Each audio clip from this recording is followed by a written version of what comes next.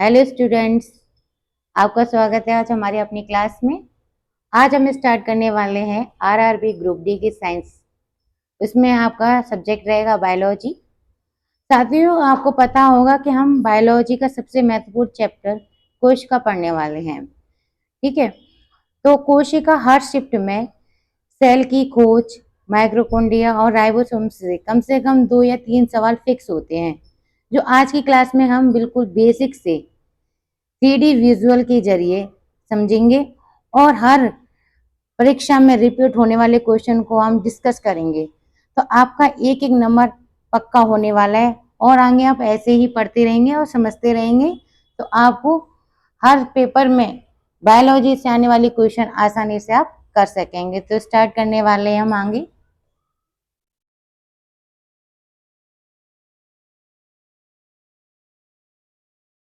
अब है कोशिका। कोशिका का परिचय, यानी कि आप हम जानने वाले हैं कि कोशिका होती क्या है। कोशिका सभी जीवों में संरचनात्मक क्रियात्मक इकाई है, यानी कि सबसे पहले हमारी जो बॉडी में स्ट्रक्चर बनता है वो किसका बनता है? सेल्स का। ठीक है, तो सेल्स के अध्ययन को साइटोलॉजी कहते हैं। क्या बोलते हैं प्यारे बच्चों? साइटोलॉजी। और कोशिका की खोज किसने की थी? रॉबर्ट हुक ने की थी। किस सन में की थी? 1665 में।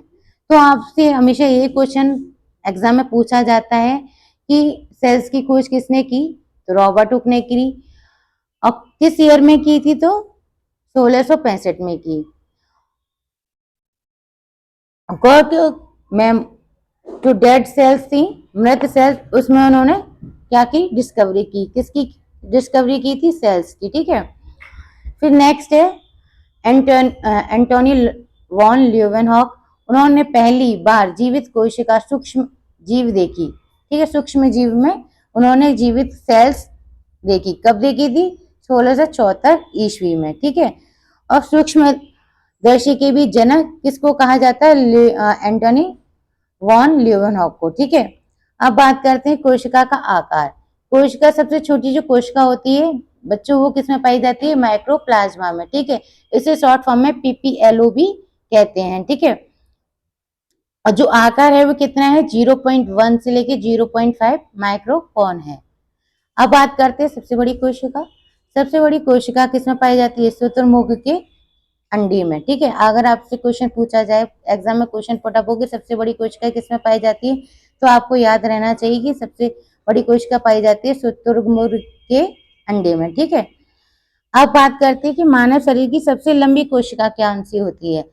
हमने पहले पढ़ा कि सबसे छोटी कोशिका माइक्रोप्लाज्मा में पाई जाती है, सबसे बड़ी कोशिका शुतुरमुर्ग के अंडे में पाई जाती है, लेकिन लंबी कोशिका किसमें पाई जाती है? न्यूरॉन सेल्स में। ठीक है, जो किसमें न्यूरॉन सेल्स होती है? मानव शरीर में। ठीक है, यानी कि मनुष्य के शरीर में सबसे लंबी कोशिका पाई जाती है। ठीक है, अब बात करते हैं मनुष्य के शरीर की सबसे छोटी कोशिका, वो कौन सी होती है? हमारी शुक्राणु की। ठीक है, तो शुक्राणु सबसे छोटी कोशिका है किसकी? मानव शरीर की। तो हम ओवरव्यू करना चाहते हैं कि द्वारा से कि इसमें हमने क्या क्या पढ़ा। तो हमने पहले क्या पढ़ा? कोशिका की डेफिनेशन की। कोशिका संजीवों की संरचनात्मक क्रियात्मक क्या है? इकाई है। और साइटोलॉजी के अंदर ही हम किसका अध्ययन करते हैं? सेल्स का अध्ययन करते हैं। अगर आपसे पूछा जाए कि कोशिका का हम स्टडी किस में करते हैं, किस ब्रांच में करते हैं, तो हम साइटोलॉजी में करते हैं। ठीक है, फिर बात करते हैं कि रॉबर्ट हुक। रॉबर्ट हुक ने किसकी खोज की थी? कोशिका की। ठीक है, तो उन्होंने सबसे पहले किसकी खोज की थी? मृत कोशिका को देखा। और किसमें देखा कि जो कॉर्क है उसके टुकड़ों में जाकर के उन्होंने देखा। और इनकी प्रसिद्ध बुक का नाम क्या है? माइक्रोग्राफिया। ये भी आपसे अगर पूछ लिया जाए एग्जाम में कि रॉबर्ट हुक के द्वारा लिखी हुई जो महत्वपूर्ण बुक है, प्रसिद्ध बुक है, उसका नाम क्या है, तो उसका जो नाम है वो क्या है? माइक्रोग्राफिया। ठीक है, आई होप आपको इतना समझ में आया हो। तो नेक्स्ट आगे देखते हैं कि एंटोनी वॉन लेवेनहॉक ने 1674 में क्या किया? पहली बार जीवित कोशिका को देखा। ठीक है, और इन्होंने ही सूक्ष्मदर्शी का जनक कहा जाता है।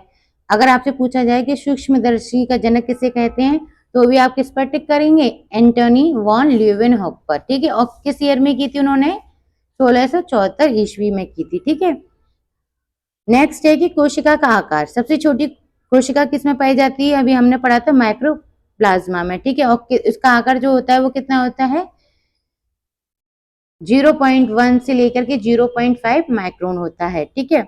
सबसे बड़ी कोशिका शुतुरमुर्ग का अंडा। सबसे लंबी कोशिका हमारे मानव शरीर में पाई जाने वाली तंत्र का कोशिका होती है। और सबसे छोटी कोशिका शरीर में जो कोशिका पाई जाती है वो किसकी पाई जाती है? स्पर्म की, ठीक है, यानी कि शुक्राणु की। आई होप आपको बच्चों ये समझ में आ गया होगा। अब आगे चलते हैं नेक्स्ट में। अब बात करते हैं कोशिका सिद्धांत की, ठीक है, यानी कि सेल थ्योरी। सेल थ्योरी किसने दी थी? मैथियस स्लाइडेन ने। जो कौन थे? वनस्पति वैज्ञानिक थे। अगर आपसे पूछा जाए कि कोशिका सिद्धांत यानी कि सेल थ्योरी किसने की थी, तो दो साइंटिस्ट थे, मैथियस स्लाइडेन और थियोडोर स्वान। और मैथियस स्लाइडेन जो थे वो कौन थे? वनस्पति वैज्ञानिक थे। और थियोडोर स्वान जो थे वो थे प्राणी वैज्ञानिक। मैथियस स्लाइडेन ने कब की थी? 1838 में की थी। और थियोडोर स्वान ने जो सेल थ्योरी दी थी वो कब दी थी? 1839 ईस्वी में। दोनों ने मिलकर के ही कोश का सिद्धांत का क्या किया? डिस्कवरी करी, कोश का सिद्धांत दिया, ठीक है। अब इसके जो मुख्य इंपॉर्टेंट पॉइंट हैं, जो बहुत इंपॉर्टेंट है, जो एग्जाम में कभी कभी एग्जामिनर पूछ लेता है कि सभी जीव कोशिकाओं से बने होते हैं। एक थ्योरी किसने दी? तो एक थ्योरी किसने दी थी? स्लाइडेन और स्वान ने दी। कोश का जीवन की मूल संरचनात्मक और क्रियात्मक इकाई ये भी किसने दी थी? स्लाइडेन और स्वान ने। ये इसके क्या है? मुख्य पॉइंट्स हैं। अब आगे इन्होंने ही क्या हुआ? कोश का सिद्धांत में संशोधन किए गए, यानी कुछ न्यू पॉइंट्स दिए गए। और वो किसने दिए थे? किस साइंटिस्ट ने दी थी? रूडोल्फ विर्को ने, ठीक है। सॉरी, विर्को हिंदी में मिस्टेक है, तो विर्चो ने दिया था, रूडोल्फ विर्चो ने दिया था, ठीक है। उसमें जो उन्होंने पॉइंट दिया था कि नई कोशिका पुरानी कोशिका के विभाजन से बनती है। ये बिल्कुल सही फैक्ट है, जो आगे जाकर के फिक्स हुआ कि जो नई कोशिका है वो किससे मिलकर के बनी होती है? पुरानी कोशिका के विभाजन से मिलकर के बनी होती है, ठीक है। अब बात करते हैं कोशिका सिद्धांत का अपवाद। देखो, कुछ साइंटिस्ट किसी की डिस्कवरी करते तो उस पर क्या होते हैं? अपवाद भी होते हैं, जैसे कि विषाणु कोशिका रहित होता है, ठीक है, केवल जीवित कोशिकाओं के भीतर ही सक्रिय होता है। ये बिल्कुल सही फैक्ट है कि जो विषाणु होते हैं वो कोशिका रहित होते हैं, ठीक है, और जीवित कोशिका के भीतर ही वो क्या होते हैं? सक्रिय होते हैं। अब बात करते हैं प्रोकैरियोटिक और यूकैरियोटिक कोशिका में अंतर, ठीक है। अब इनके एक एक करके हम लक्षण को पढ़ते जाएंगे।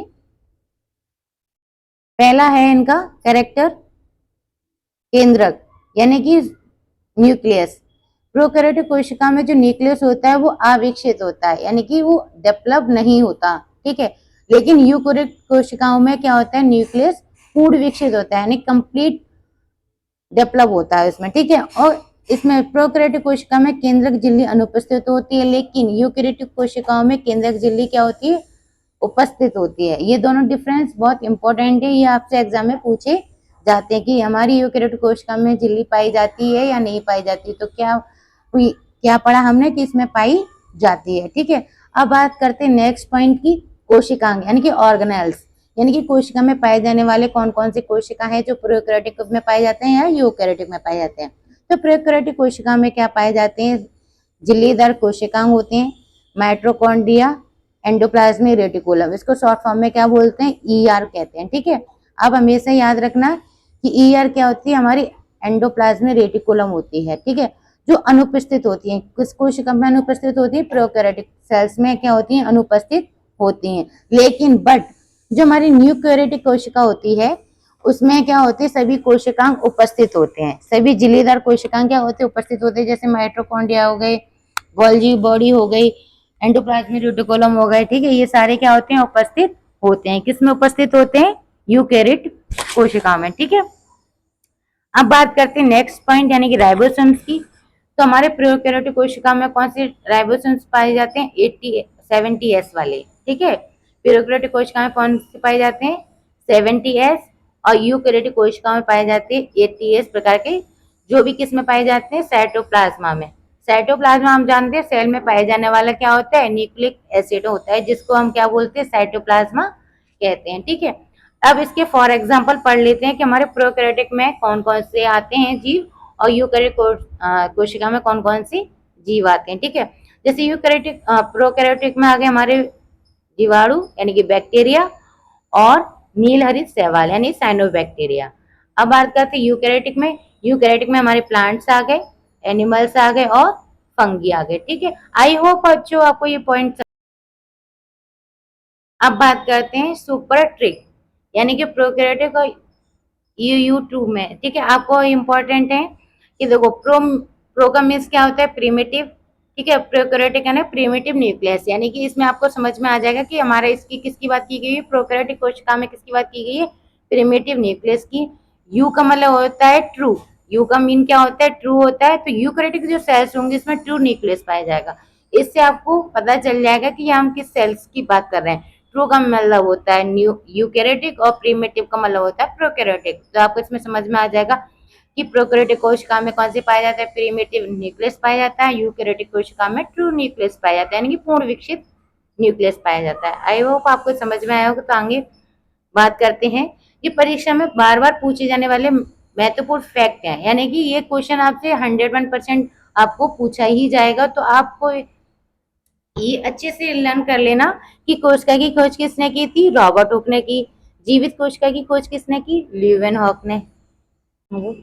जीवित कोशिका की खोज किसने की थी, ल्यूवेनहॉक ने। कोशिका सिद्धांत किसने दिया, स्लाइडेन और स्वान ने दिया। ठीक है, अब जो बात करते हैं कि जो कोशिका सिद्धांत का जो न्यू आए थे, न्यू पॉइंट्स जो उन्होंने डिफाइन करके बताया, वो कौन थे हमारे रोडोल्फ विरचोना। ठीक है, सबसे छोटी का कोशिका किसमें पाई जाती है, माइक्रोप्लाज्मा में। सबसे बड़ी कोशिका ऑस्ट्रिच एग में पाई जाती है। सबसे छोटी मानव कोशिका स्पर्म में यानी कि मानव के शुक्राणु में।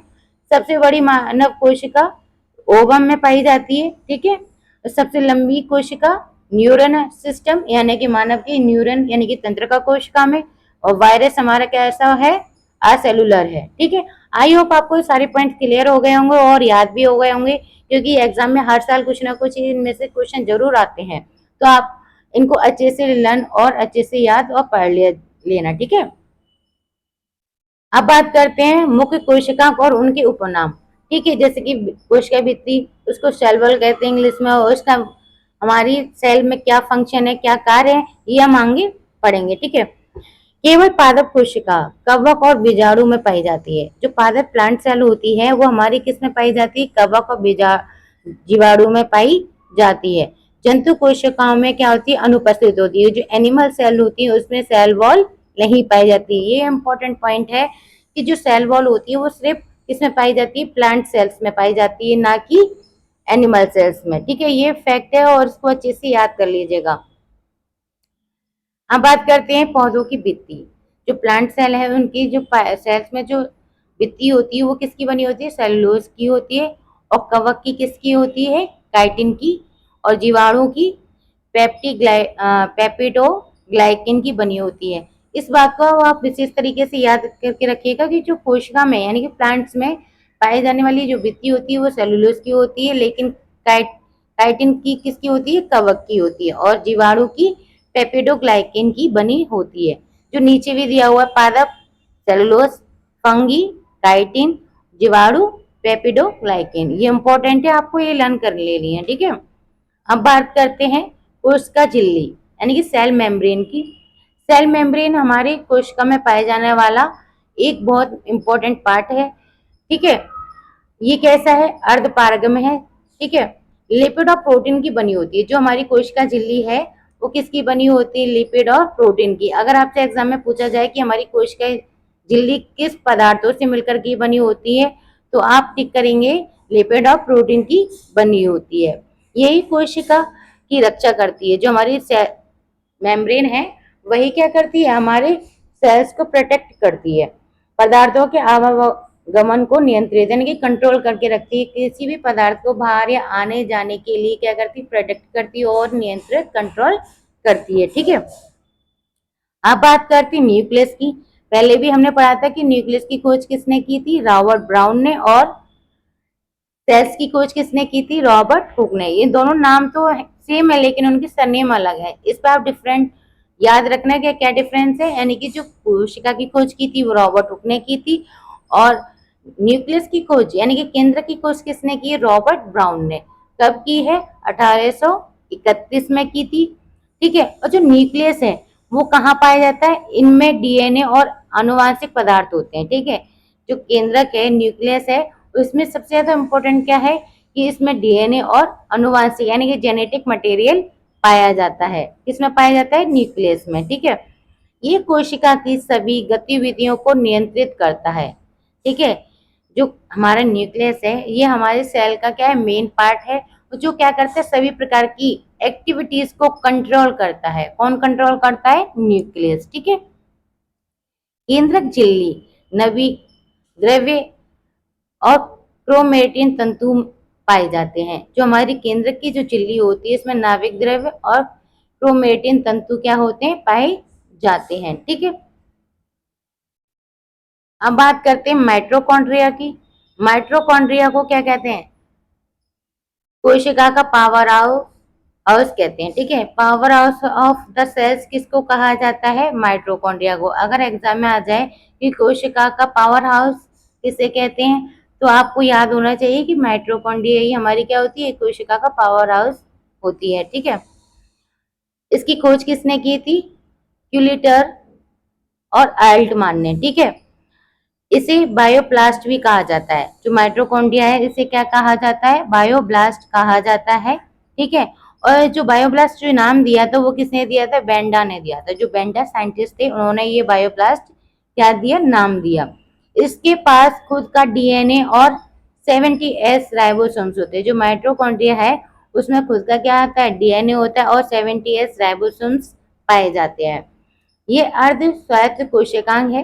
ठीक है, ये क्या है? माइटोकॉन्ड्रिया अर्ध स्वायत्त कोशिकांग है। इसमें एटीपी के रूप में ऊर्जा बनती है। सबसे इंपॉर्टेंट काम हमारी जो माइटोकॉन्ड्रिया करती है इसमें क्या होती है? एनर्जी को स्टोर करके रखते हैं। किस रूप में स्टोर करके रखते हैं?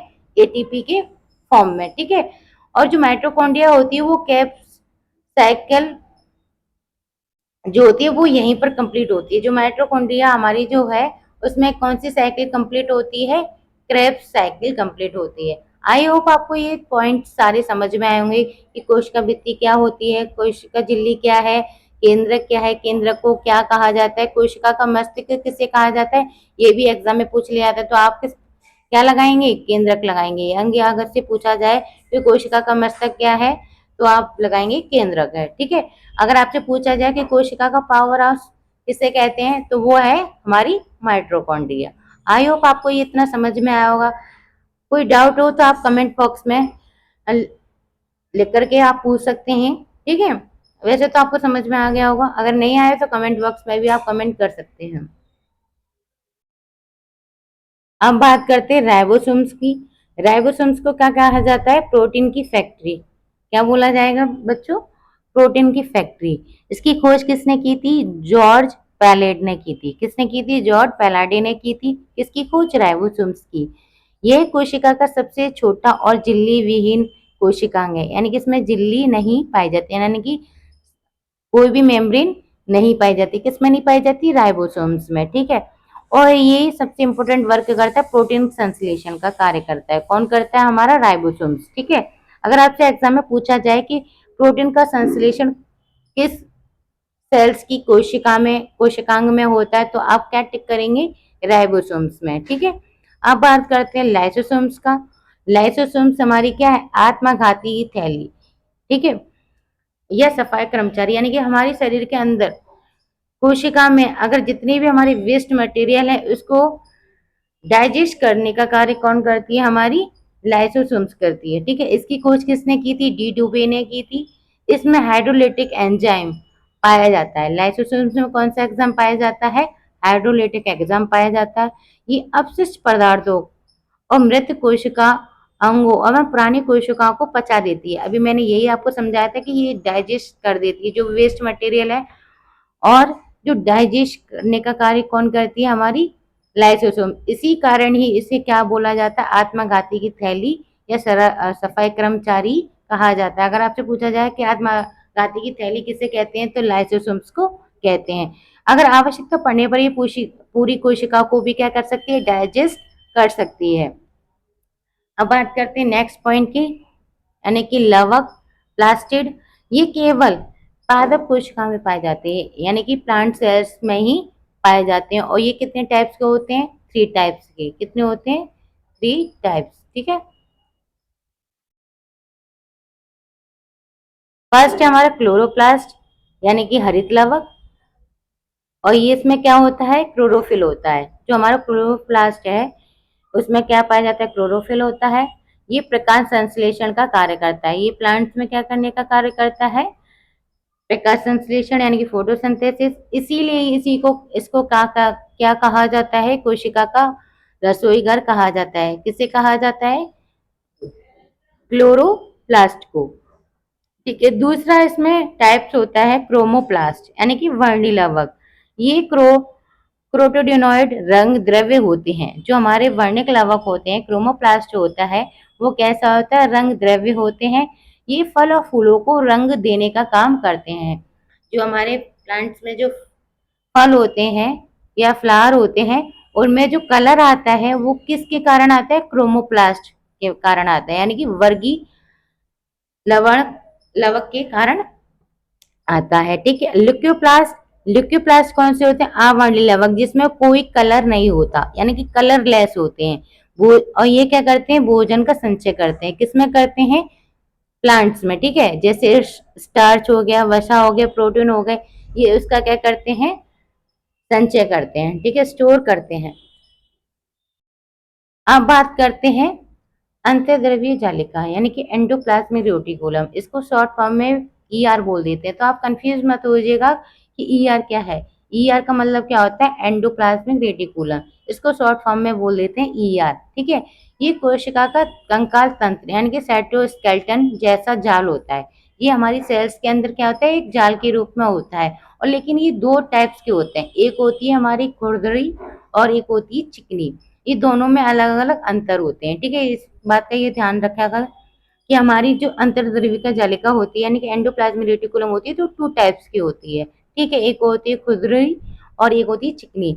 अब इसमें क्या है? खुरदरी में ये सतह पर राइबोसोम्स होते हैं। इनकी जो खुरदरी होती है, इसका विशेष इंपॉर्टेंट जो फैक्ट है, पॉइंट है, वो इसकी सतह पर सबसे ज्यादा आपको क्या देखने को मिलेंगे?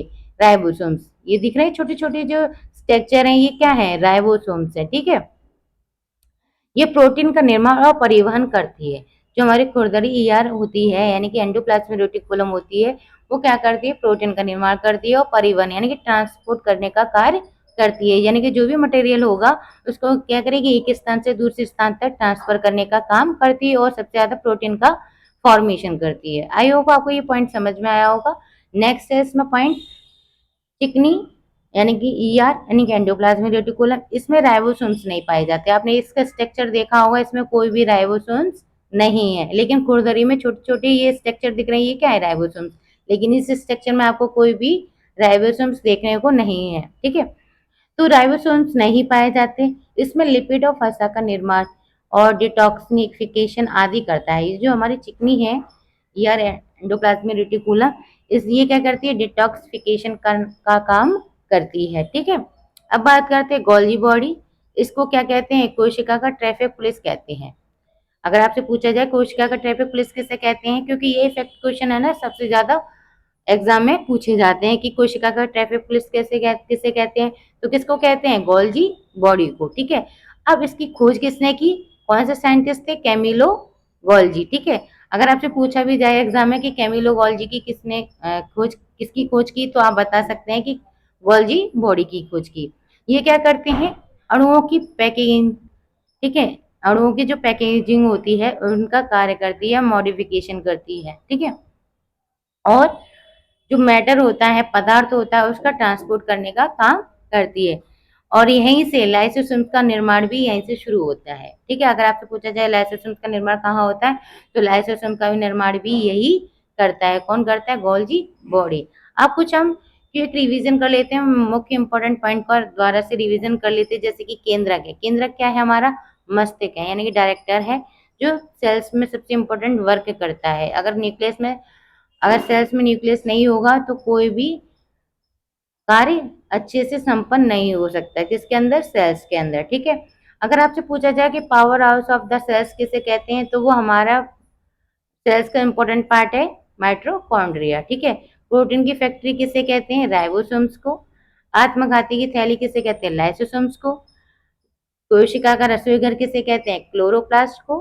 ट्रैफिक पुलिस किसे कहते हैं, गोल्जी बॉडी को। आई होप आपको ये सारे पॉइंट्स आपको क्लियर हो गए होंगे।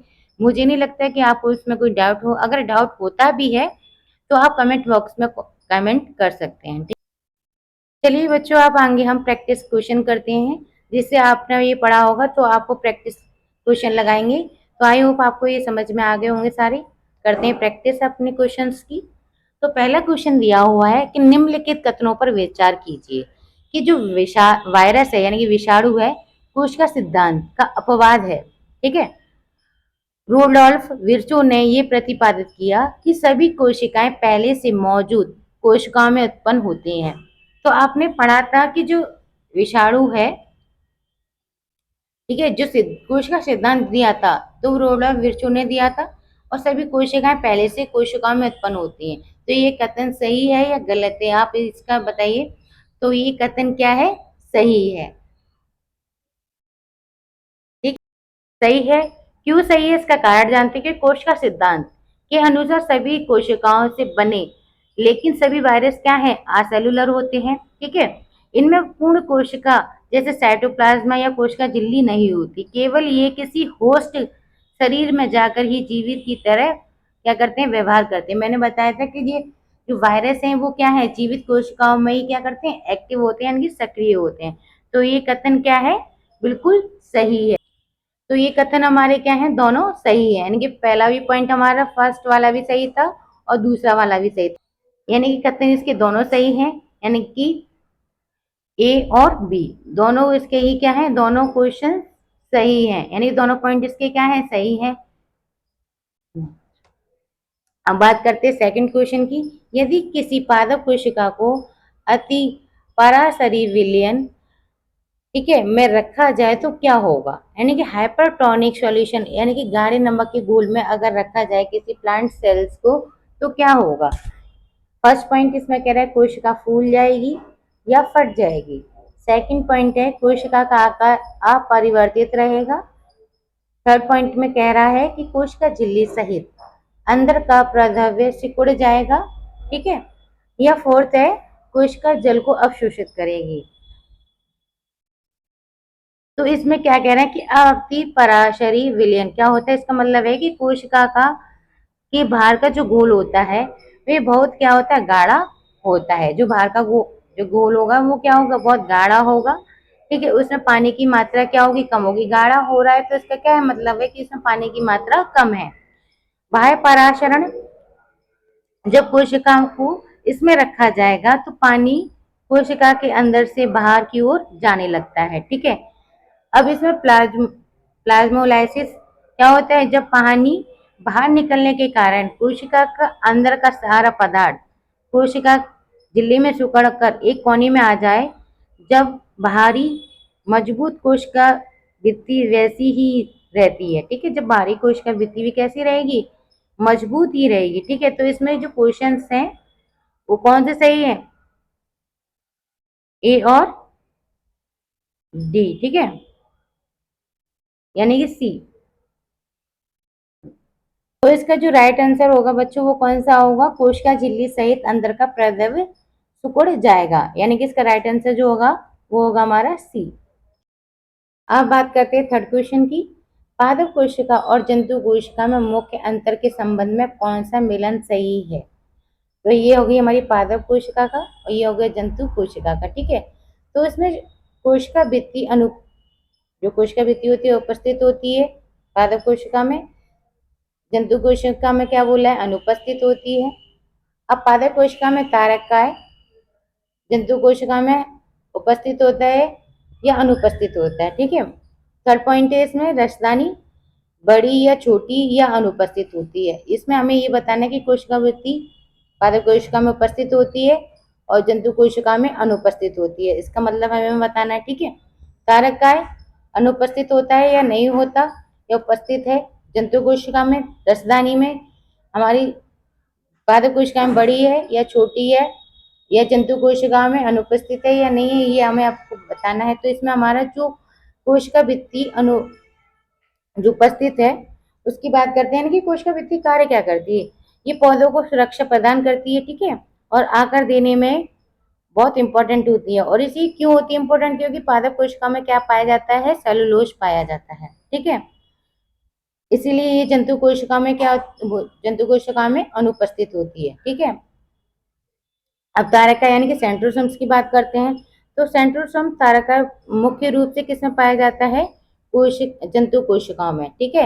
ये हमारा क्या हो गया, जंतु कोशिकाओं में उपस्थित होता है तारकाय, और पादप कोशिकाओं में अनुपस्थित होता है, ठीक है। तो तारकाय सेल डिवीजन में मदद करता है, इसीलिए जंतु कोशिकाओं में क्या होता है, उपस्थित होता है, ठीक है, और पादप कोशिकाओं में अनुपस्थित होता है। अब बात करते हैं रसदानी की। ये पौधों को पानी और भोजन का भरण यानी कि भंडारण करने के लिए बहुत बड़ी जगह चाहिए होती है। इसीलिए पादप कोशिका में रसदानी कैसी होती है, बड़ी होती है, ठीक है। लेकिन जंतु कोशिकाओं में ये छोटी होती है और अनुपस्थित होती है। यही क्या है, हमारी इंपॉर्टेंट है। तो इसमें क्वेश्चन हमारा आंसर जो होगा वो होगा 1 और 2 और 3, यानी कि ये दोनों तीनों ही क्या है, सही है। यानी कि हमारा राइट आंसर क्या हो गया, डी हो गया। अब बात करते हैं क्वेश्चन नंबर 4 की। निम्नलिखित में से कौन से दो कोशिकांग को अर्धस्वाद कोशिकांग कहा जाता है, क्योंकि इनके आसपास अपना डीएनए और राइबोसोम्स होता है, ठीक है। तो कौन सा है, क्वेश्चन के ऑप्शन पढ़ते हैं। माइटोकॉन्ड्रिया, लाइसोसोम्स, क्लोरोप्लास्ट यानी कि हरित लवक या माइटोकॉन्ड्रिया, ठीक है, या गोल्जी काय, अंतर्द्रव्यिका जालिका, या राइबोसोम्स और केंद्रक। यानी कि हमने आगे पढ़ा था अपने थ्योरी में कि जो अर्थशास्त्र कोशिकांग होते हैं यानी कि सेमी ऑटोनोमस ऑर्गेनेल्स जो होते हैं वो कहाँ पाए जाते हैं, हमारे क्लोरोप्लास्ट और माइटोकॉन्ड्रिया में पाए जाते हैं, ठीक है। वे कोशिकांग जो पूरी कोशिका के मुख्य केंद्रक पर पूरी तरह निर्भर नहीं होते। तो कौन निर्भर नहीं होते, क्लोरोप्लास्ट, ठीक है, ये खुद का अपना स्वयं कार्य करते हैं, ठीक है। ऐसे ही माइटोकॉन्ड्रिया, माइटोकॉन्ड्रिया का अपना ही क्या है, डीएनए है। आगे आपने थ्योरी में पढ़ा था कि माइटोकॉन्ड्रिया में अपना ही क्या है, खुद का डीएनए है, ठीक है। इनके पास अनुवांशिक पदार्थ होता है, ये अपनी कॉपी खुद बना लेते हैं। माइटोकॉन्ड्रिया में अपना ही क्या कर लेते हैं, अपनी ही कॉपी खुद कर लेते हैं, ठीक है। और माइटोकॉन्ड्रिया में आपने पढ़ा था थ्योरी में कि 70S प्रकार के क्या पाए जाते हैं, राइबोसोम्स पाए जाते हैं, जो प्रोटीन का निर्माण करने में क्या होते हैं, हेल्प करते हैं, ठीक है। तो इसका जो राइट आंसर है वो कौन सा है, हमारा बी, यानी कि क्लोरोप्लास्ट और माइटोकॉन्ड्रिया। अब बात करते हैं नेक्स्ट, लाइसोसोम्स के भीतर पाए जाने वाला वह एंजाइम कौन सा है जो कोशिकीय मलबे और विदेशी कणों को पचाने के लिए की क्षमता रखता है, ठीक है। तो हमारा कौन सा हो गया, पेप्सिन, एमाइलेज, या हाइड्रोलिटिक एंजाइम, या रेनिन। तो जो लाइसोसोम्स के भीतर पाए जाने वाला जो एंजाइम होता है, जो मलबे यानी कि जो कण हैं उनको डाइजेस्ट करने का जो कैपेसिटी होती है वो हमारा एंजाइम होता है हाइड्रोलिटिक एंजाइम, ठीक है। इसमें जो कार्य होते हैं, लाइसोसोम्स को कोशिका को अच्छी तरीके से क्या कर देता है, अपघटित कर देता है, ठीक है। और ये एंजाइम इतना शक्तिशाली होता है कि कोशिका के अंदर पाए जाने वाले जितने भी बैक्टीरिया, वायरस होते हैं, खराब सेल्स होती हैं, डेड सेल्स होती हैं, उनको पूरी तरीके से गला कर क्या कर देता है, नष्ट कर देता है। कौन सा एंजाइम कर देता है, हाइड्रोलिटिक एंजाइम। तो इसका राइट आंसर है हाइड्रोलिटिक एंजाइम, ठीक है। अब बात करते हैं नेक्स्ट क्वेश्चंस की। नेक्स्ट क्वेश्चन है, कोशिका झिल्ली यानी कि प्लाज्मा मेम्ब्रेन का सबसे मान्य मॉडल फ्लूइड मोज़ेक मॉडल 1972 में किसके द्वारा दिया गया था। तो आपके ऑप्शन है Schleiden Schwann, Singer Nicolson, Watson and Crick, और कैमिलो गोल्जी। तो इसका जो राइट आंसर है वो हमारा है सिंगर और निकोलसन, ठीक है। अब इसका जानते हैं कि इन्होंने क्या कहा। सन 1972 में एम एस जो सिंगर थे, ठीक है, और जो निकोलसन थे उन्होंने कोशिका झिल्ली की संरचना को समझाने के लिए क्या दिया था, मॉडल दिया था। कौन सा मॉडल दिया था, फ्लूइड मोज़ेक मॉडल दिया था, ठीक है। और कब दिया था, आपके क्वेश्चन में ही है 1972 में दिया था, ठीक है। इस मॉडल के अनुसार कोशिका झिल्ली लिपिड की दो परतों से बनी होती है, जिसमें प्रोटीन के अणु मौजेक के रूप में धसे हुए क्या होते हैं, जो कण होते हैं वो तैरते रहते हैं। और आसान भाषा में कहा जाए तो इसे लिपिड के समुद्र में तैरते हुए प्रोटीन के बर्फीले पहाड़ भी कहा जाता है। किसको कहा जाता है? जो फ्लूइड मोजेक मॉडल है उनमें पाए जाने वाले पॉइंट्स को, ठीक है। इसमें जो हमारे फैक्ट होते हैं उनको कहते हैं, ठीक है। जिसमें जो परतें होती हैं उनमें जो पाए जाते हैं कण, उनको कहा जाता है, ठीक है। तो ये जो मॉडल है उनका दिया था कोशिका झिल्ली में, तो वो किसने दिया था? सिंगर और निकोलसन ने दिया था। आई होप आपको ये समझ में आया होगा कि ये इसका राइट आंसर क्या है, सिंगर और निकोलसन है, ठीक है। अब बात करते हैं क्वेश्चन नंबर 7 की। कवक की कोशिका भित्ति किसकी बनी होती है? आपने थ्योरी में पढ़ा था कि किसकी बनी होती है? हमारी प्लांट्स की जो कोशिका भित्ति सेल वॉल होती है वो हमारी सेलुलोज की होती है। काइटिन किसकी बनी होती है? कवक की। तो इसका राइट आंसर हमारा कौन सा हो गया? कवक की जो कोशिका भित्ति होती है वो किसकी बनी होती है? काइटिन की, ठीक है।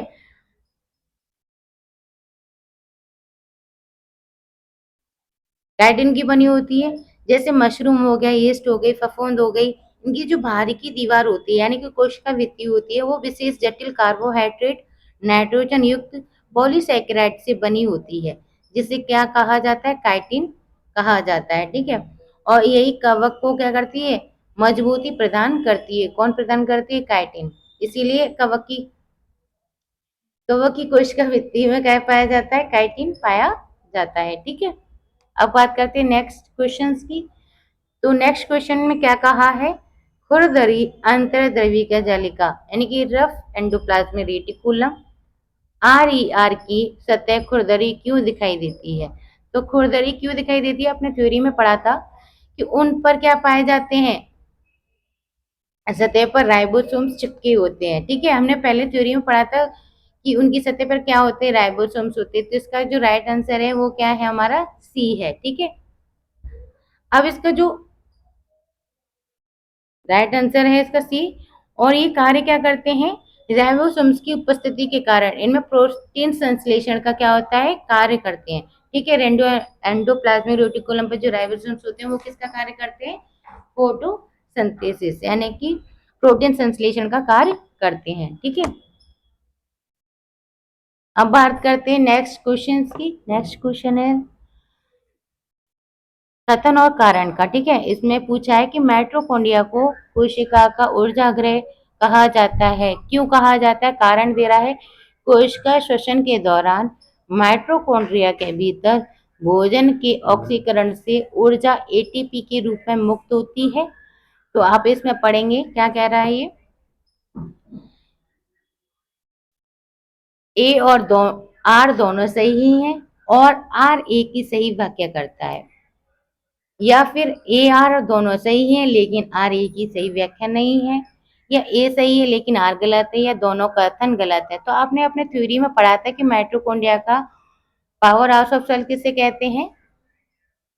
माइटोकॉन्ड्रिया को। तो हमारा फर्स्ट पॉइंट ए कथन हमारा सही है, ठीक है। सेकंड क्या कह रहा है कि कोशिका श्वसन के दौरान माइटोकॉन्ड्रिया के भीतर भोजन का ऑक्सीकरण से ऊर्जा ATP के रूप में क्या करती है? मुक्त करती है। तो ये भी कथन हमारा क्या है? सही है। तो यानी कि हमारा जो क्वेश्चन है वो उसका राइट आंसर क्या होगा? ए, यानी कि ए आर दोनों सही हैं और आर ए की सही व्याख्या करता है। आई होप आपको समझ में आ गया होगा। नेक्स्ट क्वेश्चन पर चलते हैं। अब 10 क्वेश्चन की बात करते हैं। निम्नलिखित में से कौन सा कोशिकांग बिना किसी झिल्ली नॉन मेमोनरस से होता है? प्रोकैरियोटिक यूकैरियोटिक दोनों कोशिकाओं में पाया जाता है।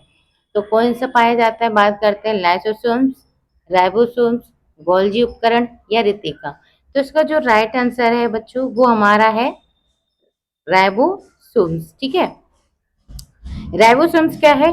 कोशिका के अधिकांश अंगों में, जैसे माइटोकॉन्ड्रिया हो गई, गोल्जी बॉडी हो गई, ठीक है, इनके एक या दो परत की सुरक्षात्मक झिल्ली होती है, ठीक है। इनके ऊपर क्या होती है? सुरक्षात्मक झिल्ली होती है। जो राइबोसोम्स एक ऐसा अंग होता है जिसके चारों ओर कोई भी झिल्ली नहीं पाई जाती। जो राइबोसोम्स होते हैं इनके आगे पीछे कोई भी झिल्ली नहीं होती, लेकिन किसके पास झिल्ली होती है? माइटोकॉन्ड्रिया गोल्जी बॉडी के पास में होती है। लेकिन राइबोसोम्स के पास नहीं होती। यह केवल आरएनए और प्रोटीन से बना एक संघनन कण होता है। कौन सा कण होता है? राइबोसोम्स। ठीक है, ये दोनों कोशिकाओं में उपस्थित होता है, प्रोकैरियोटिक और यूकैरियोटिक कोशिकाओं में। ठीक है, प्रोकैरियोटिक कोशिकाओं में हमारा कौन सा होता है? 70S राइबोसोम्स होते हैं, और यूकैरियोटिक कोशिका में कौन से होते हैं? हमारे 80S। ठीक है, इसीलिए हमारा जो राइट आंसर हो गया वो कौन सा हो गया? राइबोसोम्स हो गया। आई होप आपको समझ में आया हो। नेक्स्ट क्वेश्चन पे चलते हैं। 16 क्वेश्चन है, पौधों का हरा रंग क्लोरोफिल के कारण होता है। क्यों? क्योंकि क्लोरोफिल के केंद्र में कौन सा एंजाइम रासायनिक तत्व मेटल पाया जाता है। ठीक है, तो बात करते हैं लोहा, मैग्नीशियम या कैल्शियम या जस्ता। जो आपने पढ़ाई होगा कि क्लोरोफिल में सबसे ज्यादा जो इम्पोर्टेंट जो मैटर होता है वो कौन सा होता है? मैग्नीशियम। कौन सा होता है? मैग्नीशियम। मैग्नीशियम के कारण ही पौधों के का जो हरा रंग होता है क्लोरोफिल में, वो सबसे ज्यादा इसीलिए होता है क्योंकि उसमें क्या पाया जाता है? मैग्नीशियम पाया जाता है। ठीक है, क्लोरोफिल पौधों की पत्तियों में पाए जाने वाला क्या होता है? ग्रीन पिगमेंट होता है, जिसके कारण क्या होती है? पत्तियां ग्रीन होती हैं। ठीक है, और ग्रीन होने के कारण इसमें सबसे ज्यादा जो पदार्थ पाया जाता है मैग्नीशियम।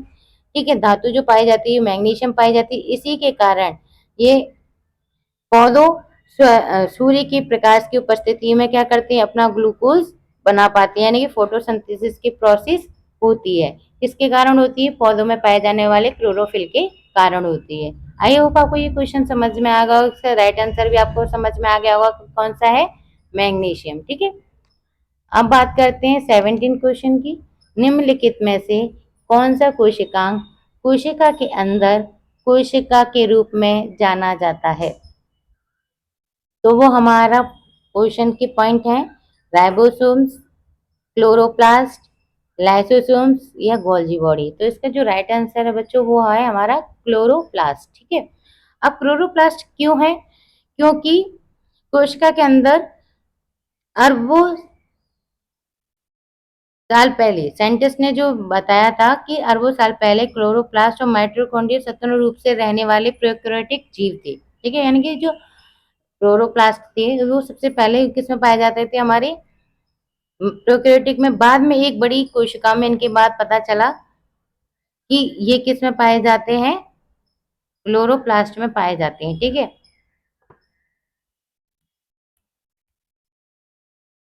तो इसका राइट आंसर क्या है? बी है। चलते हैं अगले क्वेश्चन पे। नेक्स्ट क्वेश्चन, क्वेश्चन नंबर 18 है, प्रोकैरियोटिक कोशिका जैसे बैक्टीरिया में पाए जाने वाला आनुवांशिक पदार्थ डीएनए बिना किसी झिल्ली के बिखरा रहता है। इस क्षेत्र को क्या कहा जाता है? ऑप्शन है हमारे केंद्रक, ठीक है, केंद्रिका या न्यूक्लियोटाइड या प्रद्रव्य। तो इसका जो राइट आंसर है बच्चों वो है हमारा न्यूक्लियोइड। क्या है?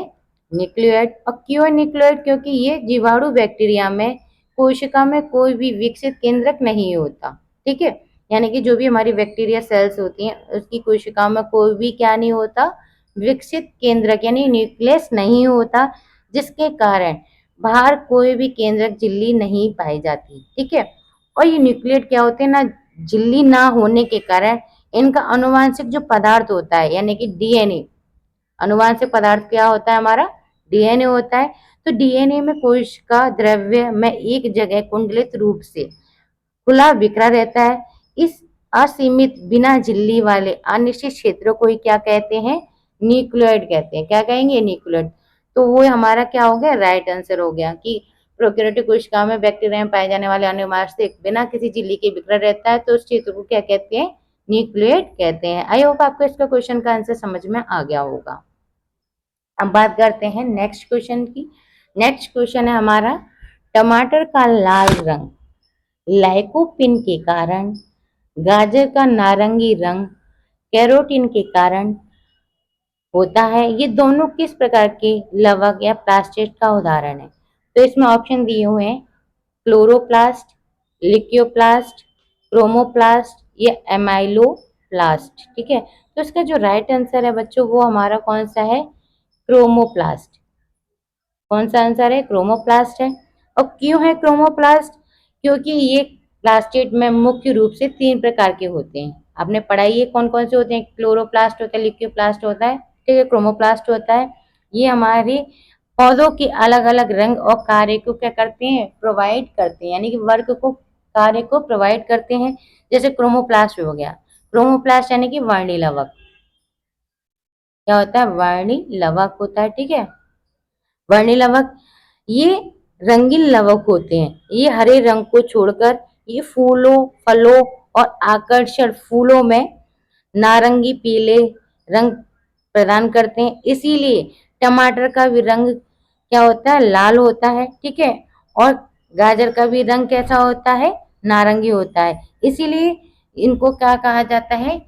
क्रोमोप्लास्ट कहा जाता है, ठीक है। जो तो इसका राइट आंसर जो है हमारा वो कौन सा है? क्रोमोप्लास्ट है, ठीक है। आई होप आपको ये समझ में आएगा क्वेश्चन का आंसर। अब नेक्स्ट क्वेश्चन है 20। जब कोई पुरानी कोशिका जब कोई पुरानी बीमारी कोशिका ठीक से काम नहीं करती तो लाइसोसोम फट जाता है, पूरी कोशिका नष्ट हो जाती है। इस प्रक्रिया को वैज्ञानिक भाषा में क्या कहते हैं?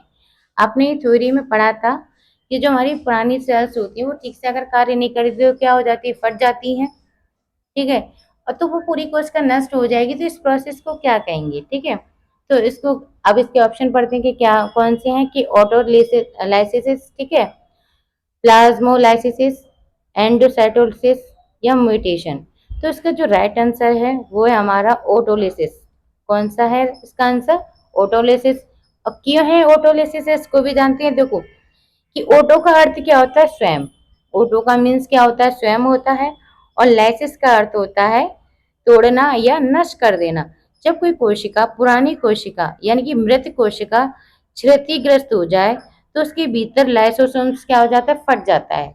अभी हमने बताया था कि जो सबसे ज्यादा जो डाइजेस्ट करता है डेड सेल्स को, वो कौन सा करता है पार्ट? हमारा लाइसोसोम्स करता है। अभी हमने थ्योरी में ही पढ़ा था।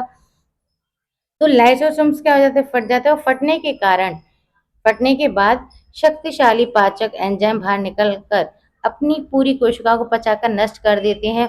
इस प्रक्रिया को ही क्या कहते हैं?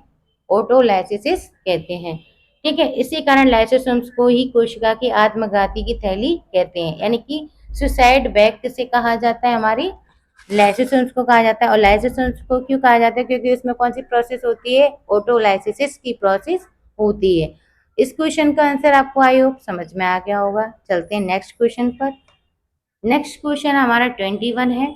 इसमें कह रहा है कि निम्नलिखित युग्मों पर विचार कीजिए, ठीक है, कोशिकांग और उनके कार्य पर, ठीक है। जैसे कि अंतर्द्रविका जालिका लिपिड वसा का संश्लेषण करती है, या गोल्जी बॉडी अणुओं की पैकेजिंग और परिवहन, यानी कि लिक्योप्लास्ट स्टार्च और तेल का संचय, ठीक है। इनमें से कौन सा जो सुमेलित है वो सही है? तो हम देखते हैं कौन सा सुमेलित सही है। यानी कि जो अंतर्द्रविका जालिका है वो लिपिड और वसा का संश्लेषण करती है, यानी कि ठीक है, बिल्कुल ठीक। गोल्जी का है, यानी कि गोल्जी बॉडी अणुओं की पैकेजिंग और परिवहन करती है, ये भी करेक्ट है हमारा। लिक्योप्लास्ट स्टार्च और तेल का संचय करती है, यानी कि ये भी करेक्ट आंसर है हमारा। तो हमारा ऑप्शन देखते हैं कि कौन सा है, केवल 1 और 2 नहीं, केवल 2 और 3 नहीं, केवल 1 और 3 नो, यानी कि तीनों क्वेश्चन हमारे सही है। तो हमारा राइट आंसर कौन सा हो गया? डी, यानी कि 1 2 3 और तीनों, ठीक है। हम बात करते हैं क्वेश्चन नंबर 22 की। इसमें क्वेश्चन में कहा जा रहा है कि परासरण के संदर्भ में निम्नलिखित में से कौन सा कथन सही है, ठीक है। इसमें कथन कौन सा सही है ये आपको बताना है। पहला क्वेश्चन कह रहा है कि ये गैसों के उच्च सांद्रता से निम्न सांद्रता की ओर जाने की प्रक्रिया है, ठीक है। सेकंड क्वेश्चन में क्या कह रहा है कि इसमें जल के अणु अर्धपारगम्य झिल्ली के माध्यम से अपनी उच्च सांद्रता से निम्न सांद्रता की ओर जाते हैं। सी पॉइंट, इसमें कह रहा है कि इसमें ऊर्जा एटीपी की आवश्यकता होती है। इसमें ऊर्जा एटीपी की रूप में आवश्यकता होती है। डी कह रहा है ये केवल जंतु कोशिका में होता है या पौधों में नहीं होता, ठीक है। तो इसका जो राइट आंसर है बच्चों वो है हमारा बी। इसमें जल के अणु अर्ध पारगम्य झिल्ली के माध्यम से अपनी उच्च सांद्रता से क्या जाते हैं, निम्न सांद्रता की ओर जाते हैं। क्यों जाते हैं? क्योंकि इसमें विशेष प्रकार का क्या होता है, विसरण होता है। विसरण यानी कि डिफ्यूजन होता है, जो केवल जल के जो अणुओं में होता है। ठीक है, इसमें जल के अणु वहां से जहाँ पानी ज्यादा होता है तो वहां क्या होती है, हाई कॉन्सेंट्रेशन होता है यानी कि उच्च सांद्रता होती है, वहीं की ओर क्या करता है, गति करता है। जहाँ निम्न सांद्रता होगी यानी कि लो कॉन्सेंट्रेशन होगा वहां वो कम करेगा। ठीक है, तो इस प्रक्रिया में बीच में अर्ध पारगम्य झिल्ली यानी कि सेमी परमेबल मेम्ब्रेन होना बहुत इंपॉर्टेंट होता है, जो केवल पानी के अणुओं को आर पार जाने देती है और उसमें घुले हुए पदार्थों को नहीं जाने आने देती है। तो इसका राइट आंसर जो हो गया वो हमारा हो गया बी। ठीक है, आई होप समझ में आ गया होगा। चलते नेक्स्ट क्वेश्चन पर। नेक्स्ट क्वेश्चन पर। नेक्स्ट क्वेश्चन है आपका 23। इसमें कह रहे थे अर्धसूत्री विभाजन यानी कि मेयोसिस के दौरान गुणसूत्रों की संख्या आधी रह जाती है। मानव की किस कोशिका में ये विभाजन होता है?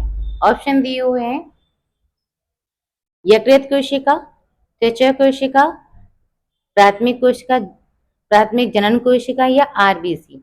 तो इसका जो राइट आंसर है बच्चों वो है हमारा सी। ठीक है, यानी कि किस कोशिका में अर्ध विभाजन गुणसूत्रों की संख्या आधी रह जाती है? प्राथमिक जनन कोशिका में। ठीक है, क्यों रह जाती है ये भी जानने की कोशिश करते हैं, क्योंकि अर्ध विभाजन में ये एक विशेष कोश का विभाजन होता है। जो अर्ध हमारी कोशिका सेल्स होती है उसमें जो डिवीजन होता है वो क्या होता है, नई सेल्स कोशिकाओं में गुणसूत्रों की संख्या मात्र कोशिका से बिल्कुल क्या होती है, आधी होती है। ठीक है, जो हमारी मदर सेल्स होती है उसकी कोशिका से क्या होती है, बिल्कुल आधी होती है। क्योंकि ये विभाजन केवल हमारे शरीर की केवल जनन कोशिकाओं में ही होता है, क्योंकि स्पर्म और ओवम का निर्माण हो सके। इसीलिए मानव के शरीर में कितने गुणसूत्र पाए जाते हैं? 46 गुणसूत्र पाए जाते हैं। जो इस विभाजन के बाद शुक्राणु अंडाणु में केवल कितने रह जाएंगे क्रोमोसोम्स? 23 रह जाएंगे। इसीलिए आधे क्रोमोसोम्स की संख्या किस वाली कोशिका में होती है? हमारी प्राइमरी सेल्स में होती है। ठीक है, हम बात करते हैं नेक्स्ट क्वेश्चन की। नेक्स्ट क्वेश्चन है हमारा 24। पादप कोशिका की रसधानी के चारों ओर पाए जाने वाली एकल झिल्ली को क्या कहा जाता है? Plasmalemma, tonoplast, cell wall, nuclear membrane. तो इसका जो राइट आंसर है बच्चों वो है हमारा टोनोप्लास्ट। टोनोप्लास्ट राइट आंसर क्यों है? क्योंकि रसधानी की झिल्ली में, रसधानी किस में पाई जाती है? हमारी प्लांट सेल्स में पाई जाती है। पादप कोशिका में केंद्र एक बड़ी रसदानी पाई जाती है जो पानी हो या अपशिष्ट पदार्थों या भोजन का भंडारण करती हो। इस रसदानी की चारों ओर तरफ से घेरने वाली एक सिंगल क्या पाई जाती है? सेल पाई जाती है। ठीक है, तो उसी को क्या कहा जाता है? टोनोप्लास्ट कहा जाता है। ठीक है, ये क्या कार्य करती है? कोशिका झिल्ली कोशिका द्रव्य से, कोशिका झिल्ली कोशिका द्रव्य से पदार्थों को अंदर बाहर जाने में क्या करती है? मदद करती है। इसीलिए ही इसकी जो सेल वॉल है, झिल्ली है, एकल झिल्ली है, उसी को क्या कहा जाता है? टोनोप्लास्ट कहा जाता है। ठीक है, नेक्स्ट क्वेश्चन पे चलते हैं। 25 क्वेश्चन है, कोशिका के भीतर प्रोटीन संश्लेषण का सही क्रम क्या है? फर्स्ट ऑप्शन है इसमें डीएनए, आरएनए या प्रोटीन। सेकंड है इसमें आरएनए, डीएनए, प्रोटीन। थर्ड है प्रोटीन, डीएनए, आरएनए। फोर्थ इसमें डीएनए, प्रोटीन और आरएनए। ठीक है, तो इसका जो राइट आंसर होगा बच्चों वो होगा डीएनए, आरएनए और प्रोटीन। अब क्यों होगा इसका राइट आंसर ये भी जान लेते हैं, क्योंकि जीव विज्ञान में पूरी प्रक्रिया को सेंट्रल डोगामा कहा जाता है। क्या कहा जाता है? सेंट्रल डोगामा कहा जाता है, क्योंकि कोशिका के भीतर आनुवांशिक जो जानकारी होती है हमेशा एक ही दिशा में जाती है, जैसे डीएनए, आरएनए और प्रोटीन। केंद्रक में मौजूद डीएनए अपनी जानकारी को किसके पास भेजते हैं? मैसेंजर आरएनए को, यानी कि आरएमआरएनए को। ठीक है, और जो आरएनए होता है वो क्या करता है? एमआरएनए केंद्रक से बाहर आकर राइबोसोम्स के पास जाते हैं। किसके पास जाएंगे? राइबोसोम्स, राइबोसोम्स के पास जाएंगे। ठीक है, तो राइबोसोम्स इस कोड को पढ़कर किसके पास भेजेगा? एमिनो एसिड के पास। किसके पास भेजेगा? Amino acid. ठीक है, एमिनो एसिड की मदद से प्रोटीन का निर्माण करता है। इसीलिए ये क्रम जो होता है वो डीएनए और आरएनए और प्रोटीन का होता है। तो राइट आंसर हमारा कौन सा हो गया? ए। ठीक है, अब चलते हैं नेक्स्ट क्वेश्चन पर। क्वेश्चन नंबर 26 है, अमीबा अपना भोजन जिस प्रक्रिया द्वारा प्राप्त करता है उसे विज्ञान में क्या क्या कहा जाता है? तो इसमें ऑप्शन दिए गए हैं, एक्सोसाइटोसिस, एंडोसाइटोसिस या प्लाज्मोमोलोसिस या विसरण। तो इसका जो राइट आंसर है वो है एंडोसाइटोलिस। कौन सा आंसर ठीक है इसमें? Second B. और क्यों है सेकंड बी इसका भी जानते हैं, क्योंकि अमीबा में पोषण, किसकी बात कर रहे हैं? अमीबा में पोषण की बात कर रहे हैं। तो अमीबा क्या है? यूनिसेलुलर है, यानी एक कोशिका पाई जाती है। अमीबा कैसा है? यूनिसेलुलर, यानी कि उसमें एक सिंगल सेल पाई जाती है।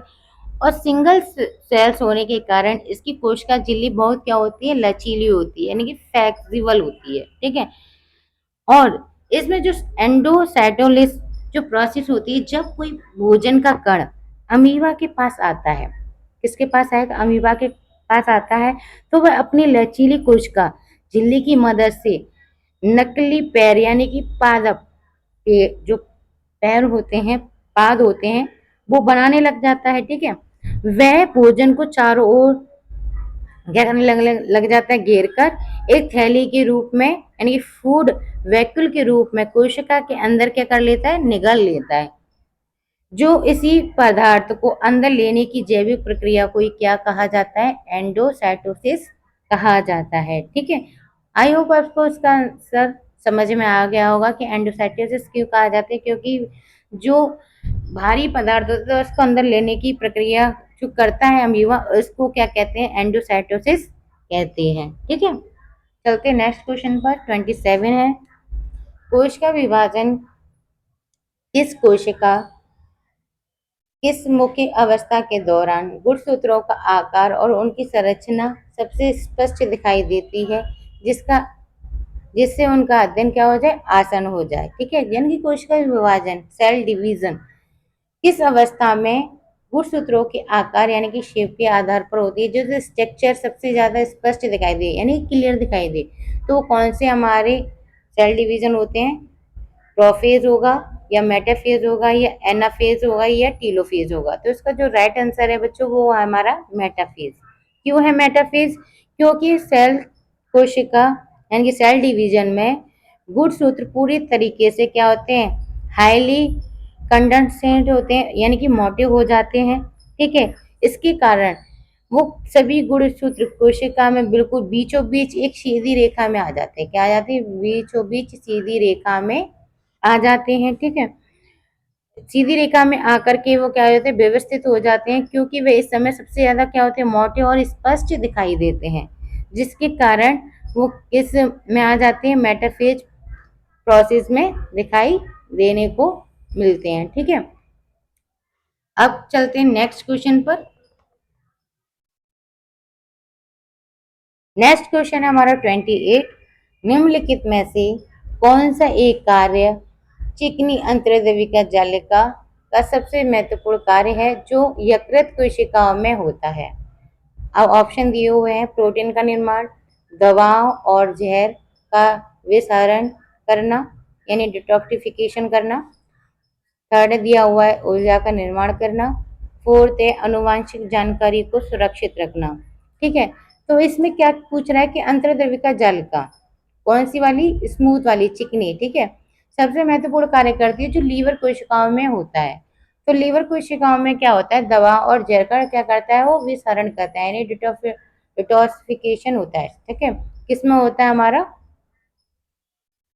दवा और जहरों में, जहर की जो पॉइजनरी ड्रग्स दिए जाते हैं उसमें विसरण होता है। तो हमारा इसका जो राइट आंसर हो गया वी हो गया। वो क्यों हो गया इसका भी कारण जान लेते हैं, क्योंकि हमारे शरीर में यकृत में हानिकारक यानी कि जहरीले पदार्थ यानी कि डिटॉक्स मटेरियल जो होते हैं वो मुख्य केंद्र का कार्य करते हैं। ठीक है, जो यकृत में करते हैं, यकृत की जो कोशिका होती है उसमें चिकनी एंडोप्लाज्मिक रेटिकुलम बड़ी मात्रा में पाई जाती है। किसमें पाई जाती है? यकृत में यानी कि लीवर में। ठीक है, लीवर में पाई जाती है। लीवर में पाए जाने के कारण जब हम कोई दवा लेते हैं या कोई हानिकारक पदार्थ लेते हैं तो वो सीधा कहाँ जाता है? हमारे शरीर में जाता है, और ये शरीर में विशेष एंजाइम की मदद से उन दवाओं और जहरों का जल में क्या हो जाता है? घुलनशील हो जाते हैं। भाई हम कोई चीज लेंगे तो वो जल में जाकर घुलनशील हो जाएगी, हमारे शरीर में जाकर सोल्यूबल हो जाएगी, ताकि वो हमारे यूरिन के रास्ते से, ठीक है, यूरिन के रास्ते से शरीर से बाहर आसानी से निकल सके। तो जो हमारा जो लीवर होता है वो क्या कर देता है? उसको डिटॉक्सिफिकेशन कर देता है। तो हमारा किस में जाएगा राइट आंसर? दवा और जहर का विसरण करना कहलाएगा। ठीक है, वो कौन करता है? हमारा लीवर की कोशिकाओं में होता है। ठीक है, चलते हैं नेक्स्ट क्वेश्चन पर। 29 क्वेश्चन है, निम्नलिखित में से कौन सा कोशिकांग केवल जंतु कोशिका में पाया जाता है, पादप कोशिका में पूरी तरीके से अनुपस्थित होता है? तो कौन सा है? ऑप्शन दिए हुए हैं, पर ऑक्सीसोम्स, तारकाई या सेंट्रोसोम्स, या गोल्जी बॉडी, या माइटोकॉन्ड्रिया। तो इसमें जो पाया जाने वाला जो हमारा इम्पोर्टेंट जंतु कोशिकाओं में पाया जाता है वो हमारा कौन सा होता है? सेंट्रोसोम्स। ठीक है, ये सेंट्रोसोम्स किसमें पाया जाता है? केवल केवल हमारी जंतु कोशिकाओं में पाया जाता है। लेकिन जो भी ऑप्शन में दिए हुए हैं वो हमारे किस में पाए जाते हैं? पादप कोशिकाओं में पाए जाते हैं। ठीक है, तो तारकाएं ये एक अत्यंत महत्वपूर्ण कोशिकांग है जो मुख्य रूप से किसमें पाया जाता है? जन एक महत्वपूर्ण क्या है? कोशिकांग जो मुख्य रूप से किसमें पाया जाता है? जंतु कोशिकाओं में पाया जाता है। और ये कार्य क्या करता है बच्चों? ये कोशिका विभाजन के समय तर्कुरूप तर्कुरूप यानी कि स्प्लेंडल फाइबर्स का निर्माण करता है, जो गुण सूत्रों को अलग करने में क्या करता है? हेल्प करता है। क्या करेगा? हेल्प। पादप कोशिकाओं में ये क्या होता है? सेंट्रोसोम्स में पूरी तरीके से अनुपस्थित होता है, जो पौधों में कोशिका विभाजन के दौरान उन पर कार्य या संरचनाओं द्वारा किया जाता है। ठीक है, तो सबसे ज्यादा जो इम्पोर्टेंट हो गया हमारा जंतु कोशिका के लिए वो कौन सा हो गया? तारकाय और सेंट्रोसोम्स। ठीक है, अब बात करते हैं नेक्स्ट क्वेश्चन पर। ये नेक्स्ट क्वेश्चन है हमारा 30, यानी कि हमारा क्लास का लास्ट क्वेश्चन है। इस क्वेश्चन में बात करते हैं, क्या पूछ रहा है? यदि किसी कोशिका से गोल्जी उपकरण को पूरी तरह से हटा दिया जाए तो कोशिका के जीवन पर इसका क्या प्रभाव पड़ेगा? तो ऑप्शन क्या दिए हुए हैं? कोशिका तुरंत ऊर्जा बनाना बंद कर देगी, कोशिका में प्रोटीन का निर्माण रुक जाएगा, या लाइसोसोम्स का निर्माण नहीं होगा, अणुओं की पैकेजिंग व परिवहन ठप हो जाएगा, यानी कि रुक जाएगा। ठप मीन्स यानी कि रुक जाना। फोर्थ को में कह रहा है कोशिका विभाजन तुरंत रुक जाएगा। तो इसका जो राइट आंसर है बच्चों वो है हमारा सी। ठीक है, गोल्जी कारण जो गोल्जी बॉडी है वो हमारी पूरी तरीके से अगर हटा दी जाए तो कोशिका में क्या प्रभाव पड़ेगा कि लाइसोसोम्स का भी निर्माण नहीं होगा, और ना ही अणुओं की पैकेजिंग एंड पदार्थ का ट्रांसफर ठप हो जाएगा, यानी कि रुक जाएगा। तो सबसे ज्यादा तो इम्पोर्टेंट जो वर्क करती है गोल्जी बॉडी में वो क्या करती है? हमारी लाइसोसोम्स। ठीक है, तो ये कोशिका के भीतर पदार्थों लिपिड और प्रोटीन के वेसिकल्स के पैक में होता है, जो सही जगह पर पहुंचाने का कार्य करता है। इसीलिए कोशिका को पोस्ट ऑफिस यानी कि पैकेजिंग मैसेंजर किसे कहा जाता है? गोल्जी बॉडी को कहा जाता है। ठीक है, लाइसोसोम्स का निर्माण भी हमारा इसी मुख्य रूप से गोल्जी बॉडी द्वारा किया जाता है। क्यों कहा जाता है? क्योंकि इसका असर कोशिका से गोल्जी काय को पूरी तरीके से अगर हटा दिया जाए तो एंडोप्लाज्मिक रेटिकुलम द्वारा बनाए गए पदार्थों का रूपांतरण, पैकेजिंग की पूरी परिवहन पूरी तरीके से बंद हो जाएगा, साथ ही कोशिका में नई लाइसोसोम्स नहीं बन पाएंगे। इसीलिए हमारा जो राइट आंसर है वो क्या है? सी है।